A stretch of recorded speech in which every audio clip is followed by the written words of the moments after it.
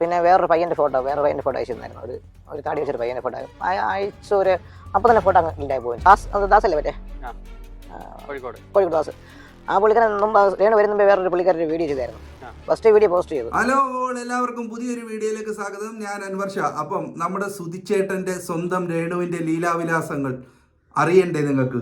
ഞാൻ വാവയായിരുന്നു, കുഞ്ഞായിരുന്നു എന്നൊക്കെ പറഞ്ഞിരുന്ന ഈ രേണുവിൻ്റെ കള്ളത്തരങ്ങൾ പൊളിച്ചടുക്കിക്കൊണ്ട് സുധിയുടെ തന്നെ കൂട്ടുകാരനായ രാജേഷ് എന്ന് പറഞ്ഞ ഒരു വ്യക്തി ഒരു ഓൺലൈൻ മീഡിയയ്ക്ക് കൊടുത്ത ഇൻ്റർവ്യൂ പൊളിച്ചെടുക്കുന്നുണ്ട്.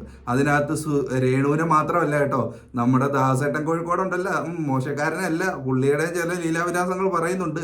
അപ്പോൾ നമുക്ക് ഇതൊന്ന് ഓട്ടിച്ചിട്ടൊന്ന് കണ്ടിട്ട് വരാം. ആരും സ്കിപ്പ് അടിച്ച് പോകല്. നമ്മളെ ഒന്ന് സപ്പോർട്ട് ചെയ്യുക, സബ്സ്ക്രൈബ് ചെയ്യുന്ന കാര്യം ഒന്ന് പരിഗണിക്കണം. അപ്പോൾ നമുക്ക് നേരെ വീഡിയോയിലേക്ക് കിടക്കാം. ഓക്കെ. വീട്ടിൽ ചെന്നപ്പോഴേ സുധീരൻ്റെ ഓർമ്മ നമുക്ക് പാടില്ല. സുധീരന് അത് ഇറിറ്റേഷനാണ് എങ്ങനെ പുള്ളിക്കാരിക്ക്. പിന്നെ ഞാൻ ഒരിക്കൽ സുധീരൻ്റെ ഫോട്ടോ ചെയ്ത് കൊടുത്തായിരുന്നു. അപ്പോൾ പുള്ളിക്കാരി അത് ഇഷ്ടപ്പെട്ടില്ല. സുധീരനെ ഇഷ്ടമല്ല, അത് സുധീരൻ്റെ ഫോട്ടോ എന്നെ കാണുന്നത് ഇഷ്ടമല്ല. കൊല്ലം സുധി എന്ന് പറഞ്ഞ വ്യക്തിയോട് രേണു സുധിക്ക് യാതൊരുവിധ താല്പര്യമില്ലായിരുന്നു. കൊല്ലം സുധിയുടെ ഡൂപ്പാണെന്നാണ് താങ്കൾ പറയപ്പെടുന്നത്. അങ്ങനെ വിളിക്കുന്നത് രണ്ടുപേരും മാറിപ്പോകുന്നാണ് പറയുന്നത്. രേണു എന്ന് പറഞ്ഞ വ്യക്തിയെ താങ്കൾ ഏത് സമയത്താണ് പരിചയപ്പെടുന്നത്? എങ്ങനെയാണ്? രേണു വിളിക്കും, അച്ഛൻ വിളിക്കും, അമ്മ കാണണമെന്ന് പറഞ്ഞു. അതായത് സുധിച്ചേട്ടൻ്റെ മരണശേഷം പോയത്. രേണു സുധി എന്താണ് ഇങ്ങോട്ട് ചോദിച്ചത്? അങ്ങനെ വൈഫിന്റെ കാര്യം, കല്യാണം കഴിക്കുന്ന കാര്യങ്ങൾ. അപ്പോൾ താങ്കൾ പറയുന്നു കല്യാണം കഴിക്കാൻ രേണു സുധി താങ്കളോട് ആവശ്യപ്പെട്ടെന്ന് പറഞ്ഞു. അതേ രേണു സുധി തന്നെ പറഞ്ഞിട്ടുണ്ട്, താങ്കളോട് പറഞ്ഞിട്ടുണ്ട് കൊല്ലം സുധി എന്ന വ്യക്തിയോട് അതേ അവർക്ക് വലിയ താല്പര്യമില്ലെന്ന് പറയുന്നത്.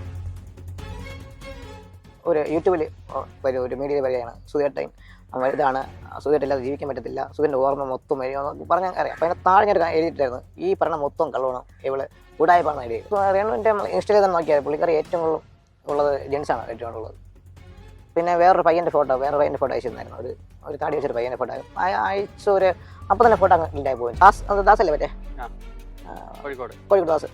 ആ പുള്ളിക്കാരൻ മുമ്പ് രേണു വരുന്ന മുമ്പ് വേറൊരു പുള്ളിക്കാരൊരു വീഡിയോ ചെയ്തായിരുന്നു. ഫസ്റ്റ് വീഡിയോ പോസ്റ്റ് ചെയ്തു.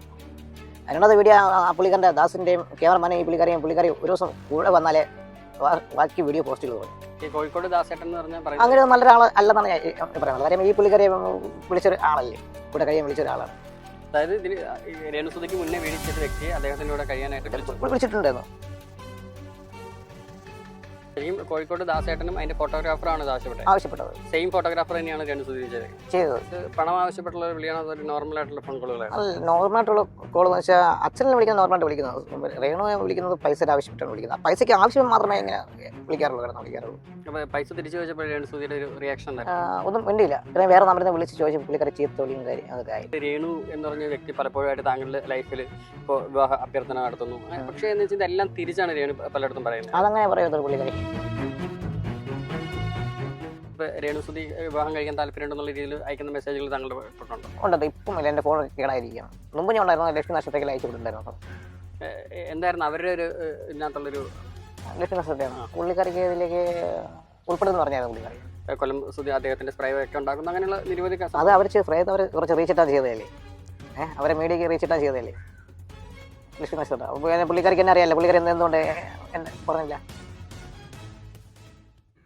അപ്പോൾ കേട്ടല്ലോ, ഇതാണ് രേണു സുധി എന്ന് പറയുന്ന പ്രോഡക്റ്റ്.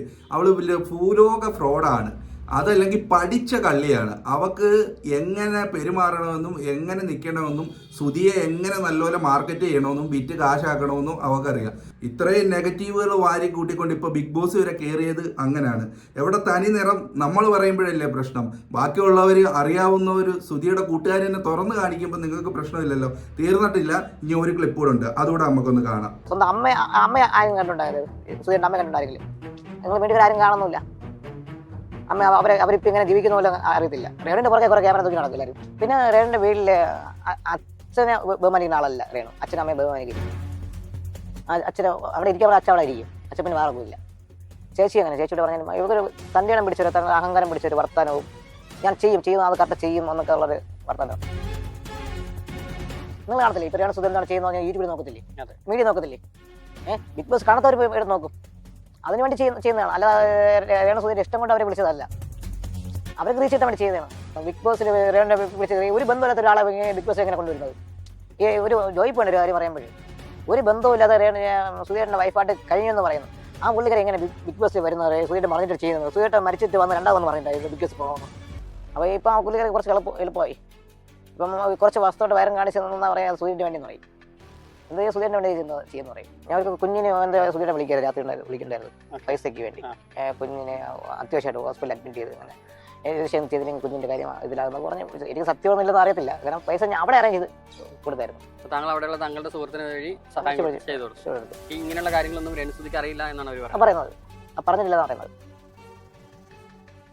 രേണുസുധി ചിറ്റക്കുഴിയുള്ള ഇതേ ടിക്ടോക്ക് വഴി താങ്കൾ ചാറ്റ് ചെയ്തിട്ടുണ്ട്. ഉണ്ട്. പുള്ളിക്കറി മെസ്സേജ് രാത്രി വരുന്നത്. അർദ്ധരാത്രികളാണ് മെസ്സേജ് വരുന്നത്. 2 മണി ആയിരിക്കും, ഉറക്കം വരുന്നില്ല. 2 മണിക്കും 1 മണിക്കും മെസ്സേജ് ഇടുന്നത്, വിളിക്കുന്നു, പൈസക്ക് വിളിക്കുന്നതും. അപ്പോൾ എൻ്റെ വൈഫ് പറഞ്ഞു ഈ പൈസക്ക് തന്നെ വിളിക്കുന്നത്. അപ്പോൾ ഞാൻ എങ്ങനെ കൊടുക്കുന്ന സുധീർ നമ്മൾ കൊടുത്തിട്ടുണ്ടല്ലോ. ഏകദേശം എത്ര രൂപയോളം കൊടുത്തിട്ടുണ്ടാവും? പിന്നെ പൈസക്ക് അടുത്ത പൈസക്ക് പിന്നെ പുള്ളിക്കാരി എടുത്തത്. അതായത് ഒരു പൈസ കിട്ടിയാൽ പൈസ കിട്ടുന്ന സമയത്ത് ഒരു സൗഹൃദം ഉണ്ടാവും. അതിന് ശേഷം നിങ്ങളായിട്ടൊരു പരിചയം കാണിക്കില്ല. പിന്നെ അടുത്തോണം പൈസ ആവശ്യമുള്ളപ്പോൾ മാത്രം സൗഹൃദമായിട്ട്. അപ്പോൾ നമുക്ക് ഇത് മനസ്സിൽ നമ്മൾ കൊടുക്കും. കാര്യം നമുക്ക് ഈ കൊച്ചിൻ്റെ ആവശ്യങ്ങൾ പറയുമ്പോഴേ ഈ കുട്ടിയുടെ ആവശ്യം പറഞ്ഞാൽ എപ്പോഴും പൈസ മേടിക്കുന്നത്. കൊച്ചിൻ്റെ ആവശ്യം പറഞ്ഞ് മേടിക്കുമ്പോൾ നമുക്ക് കൊടുത്തു. നമുക്ക് കുഞ്ഞുങ്ങൾ എനിക്ക് ഇതിൻ്റെ പേര് ഇനി വീണ്ടും കേസ് കൊടുക്കും. അവിടുത്തെ SI CA പറയുന്നത് ഈ റേനെ കൊണ്ട് അവിടെ ഇരിക്കപ്പെടുന്നില്ലെന്ന്. ചേട്ടൻ്റെ പുരസ്കാരങ്ങൾ കട്ടിലടിയിലാക്കി അങ്ങനെയുള്ള വിവാദങ്ങൾ താങ്കൾ കണ്ടിട്ടുണ്ടോ? കണ്ടിട്ടുണ്ട്. അപ്പോൾ അതൊക്കെ കണ്ടപ്പോൾ എന്താണ് ശരിക്കും? അല്ല, പുള്ളിക്കാരിക്ക് നോക്കാതെ ഇനി രേണു സുധീരനെ എന്നെ കണ്ണടി ഇരുന്നാൽ മതി, ഇനി ഞാൻ നിൽക്കാന്നുള്ള ഇതായിരിക്കും. സുധീരനെ ഡെയിലി ഇട്ട് ശല്യം ചെയ്യണം ജോലി. ഇവർക്ക് പറയണത് അപ്പോൾ പോകണം. പിന്നെ സുധീരൻ്റെ ആദ്യത്തെ മോൻ്റെ ഒരു ഇത് കൊണ്ടാണ് ചേട്ടാ പിടിച്ചു നിന്നത് 3 വർഷം നിന്നത്. അച്ഛനൊക്കെ ശരിക്കും അല്ലെങ്കിൽ അമ്മയൊക്കെ അല്ലെങ്കിൽ ചേച്ചിയൊക്കെ എന്തിനായിരുന്നു താങ്കൾ വിളിച്ചുകൊണ്ടിരുന്നത്? ഞാൻ സുധീരനെ പോലെ ഇരിക്കുന്നതുകൊണ്ട് ആണ് വിളിക്കുന്നത്. അമ്മ എപ്പോഴും പറയാം, ഞാൻ സുധീരൻ്റെ വീട്ടിൽ പോയി എപ്പോഴും അമ്മ പറഞ്ഞു സുധീരനെ പോലെയാണ് ഇരിക്കുന്നത് എന്നൊക്കെ കഴിഞ്ഞായിരുന്നു അമ്മ, രേണുവിൻ്റെ അമ്മ. പിന്നെ രേണുവിൻ്റെ വീട്ടിൽ അച്ഛനെ ബഹുമാനിക്കുന്ന ആളല്ല രേണു. അച്ഛനും അമ്മയെ ബഹുമാനിക്കില്ല. അച്ഛനെ അവിടെ ഇരിക്കാൻ അച്ഛൻ അവിടെ ഇരിക്കും. അച്ഛൻ പിന്നെ വേറെ പോയില്ല. ചേച്ചി അങ്ങനെ ചേച്ചിയോട് പറഞ്ഞാൽ ഇവർക്ക് തൻ്റെ ഇടം പിടിച്ചൊരു അഹങ്കാരം പിടിച്ചൊരു വർത്തമാനവും ഞാൻ ചെയ്യും അത് കറക്റ്റ് ചെയ്യും എന്നൊക്കെ ഉള്ളൊരു വർത്തമാനമാണ്. എൻ്റെ ഇഷ്ടമാണ് അങ്ങനെ എന്നൊക്കെ പറയുന്ന ടീമാണ്. ഉഡായിപ്പിന്റെ ഉസ്താദ് എന്ന് വേണമെങ്കിൽ പറയാം ഈ രേണുസുധിയെ. അപ്പൊ രേണുസുധിയെ പൊക്കി പിടിച്ചുകൊണ്ട് നടക്കുന്ന ഇപ്പൊ കുറച്ച് ആൾക്കാരുണ്ട്, അല്ലെങ്കിൽ കുറച്ച് PR ടീമുണ്ട്. അവരൊക്കെ ഈ വീഡിയോകൾ കാണുകയും ഇവള് ആരാണെന്നുള്ളത് കറക്റ്റ് മനസ്സിലാക്കുകയും വേണം. അപ്പം ഇവള് പഠിച്ച കള്ളിയാണ്, സുധിച്ചേട്ടനെ വിറ്റ് കാശാക്കുകയാണ്. ഇവള് ചെയ്തത് മൊത്തം അവിടെ ഫെയിമിന് വേണ്ടിയാണ്, അല്ലാതെ സുധിച്ചേട്ടന് വേണ്ടി ഒന്നും ചെയ്തിട്ടില്ല. അതാണ് ഇവിടുത്തെ ഈ റിയാക്ഷൻ ചെയ്യുന്നവർ പറഞ്ഞത്. ഇവിടെ ഈ കാപഡ്യം അത് തുറന്ന് കാണിക്കണമെന്നാണ് പറഞ്ഞേക്കുന്നത്. ഇനിയിപ്പോൾ രേണുസുധി എന്ന് പറഞ്ഞ് നടക്കുന്നവർ അങ്ങോട്ട് നടന്നു. എന്തായാലും ഓരോരോ കഥകളും പുറത്തു വന്നുകൊണ്ടിരിക്കുക. ഇനി ഒരുപാട് വരാൻ കിടപ്പുണ്ട്. ഇപ്പം തന്നെ ഇതിനകത്ത്